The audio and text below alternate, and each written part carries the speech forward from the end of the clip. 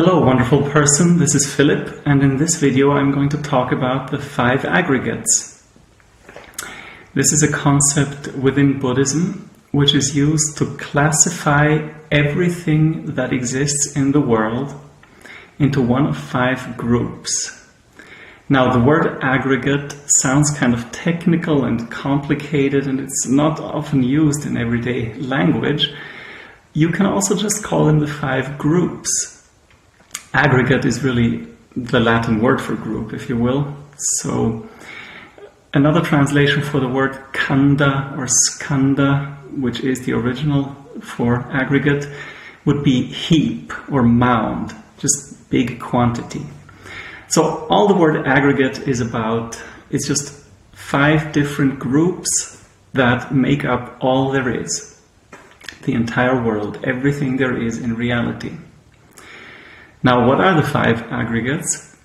They are form, sensation, perception, volition, and consciousness. Form is sometimes also referred to as matter, and this is everything that is physical. Now, in the teaching of the Buddha, form is described as consisting of the four great elements: earth, water, fire, and air. I'll post another video on the four great elements shortly because there is a misunderstanding sometimes that the ancients were just not as smart as we are nowadays, so they didn't know about the 100+ chemical elements that we now know of. They just had four elements, but that's not really what it is. These are not supposed to be chemical elements. But like I said, I'll post another video on the four great elements. So form is just anything physical. Next we have the aggregate of sensations, also called feeling sometimes. And this is really just one aspect of all experience. A sensation in Buddhism, or vedanā as it's also called, really just refers to the fact that anything that is experienced has an underlying feeling tone that is either pleasant or unpleasant, or neither pleasant nor unpleasant, neutral. So that is all that is meant by feeling, sensation, or vedanā in Buddhism. That's the sensations aggregate, simply just the basic quality of any experience that can be categorized as either pleasant or unpleasant or anywhere in between in that dimension. Next up, we have the aggregate of perception. Perception or identification is the recognition of things. So when you see, say, a red blob and you identify it as an apple, you recognize it as an apple because you've seen an apple before and you have learned that something that looks like that is an apple. That is perception.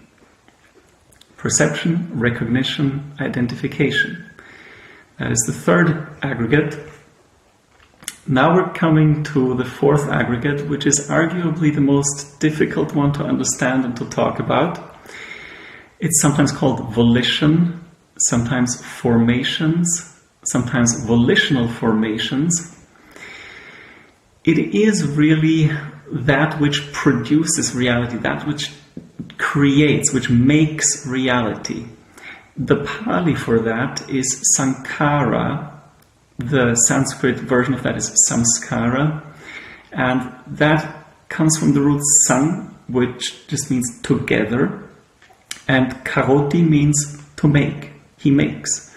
So that which puts things together, which makes everything, the together making, that process is what the aggregate of formations or volition is. Now, in the concrete case, you can imagine that as anything that you want or that another living being wants, any kind of intention that you form, and you act on it with either a thought, a word or an action, a physical action, that is how you lay the foundation for continued existence. That is how you generate existence in a moment-to-moment form, on a moment-to-moment basis, but also between lives. The actions that you take in this life, the volitional actions that you take in this life, will determine how the future of this life will go for you and how future lives will go for you. So, on a more concrete level, how do you recognize volition or formations? It's really sort of what the mind seems to do naturally whenever there is any kind of input and the mind just runs with it. So let's go through the first four aggregates as we have discussed them. And let's use the example of the apple. So first, there is form.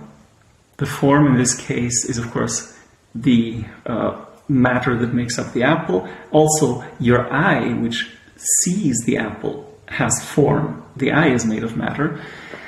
So there is form. Now, when you see that apple, you might have a neutral sensation. You may not be hungry, you may not like or dislike the color red. You just look over there and there is a red blob.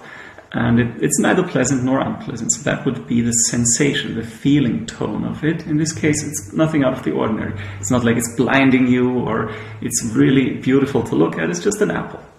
Well, at this point, you haven't identified it as an apple yet. We're just seeing something red and we have a neutral feeling about this. We have a neutral sensation. Next comes perception. You identify this is an apple. Because you've seen an apple before, you know what an apple looks like, so your perception says this visual object is an apple. Now, what happens next? The next thing that happens might be, you think back, oh, I just had so many apples over the last couple of days, I'm not really feeling like having another apple, I want something else, I want pizza. So that is a basic and simple example of what volition or formations are about.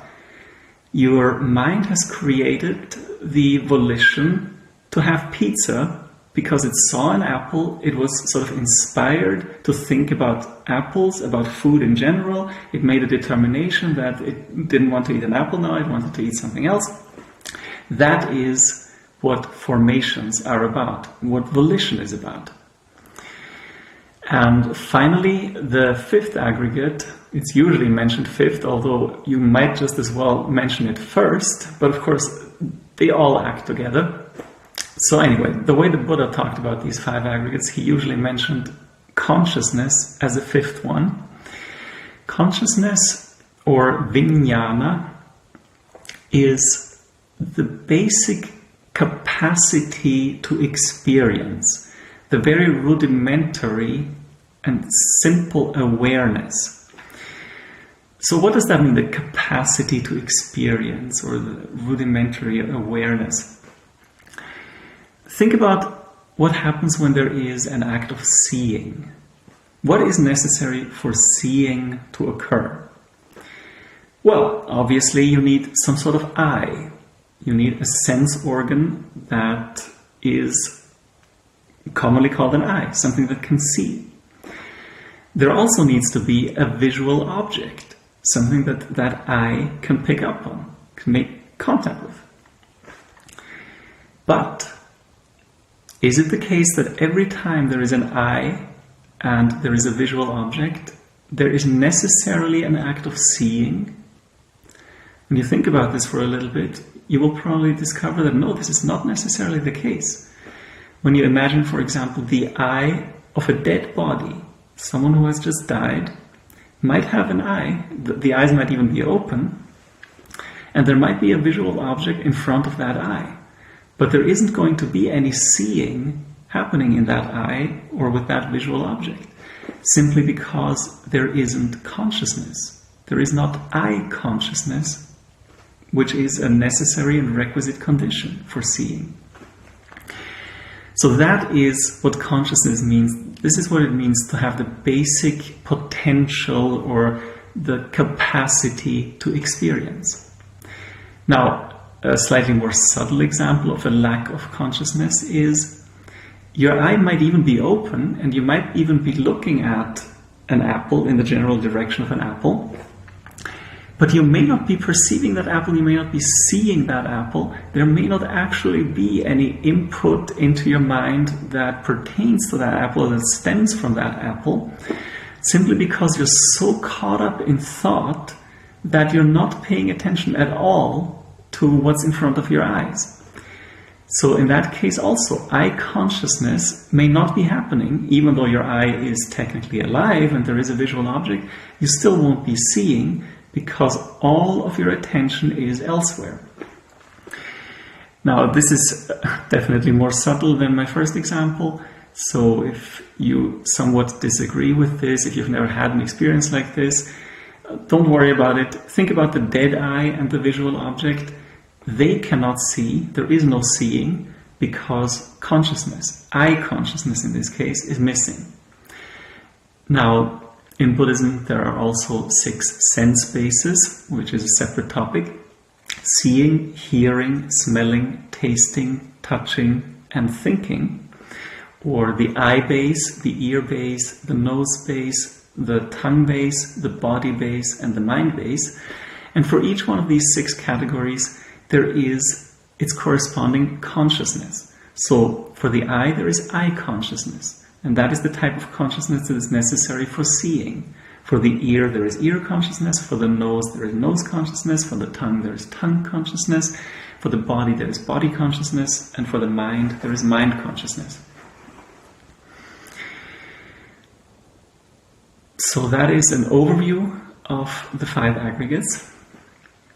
I hope you find this information useful, and I hope to see you again in a future video. Have a nice day.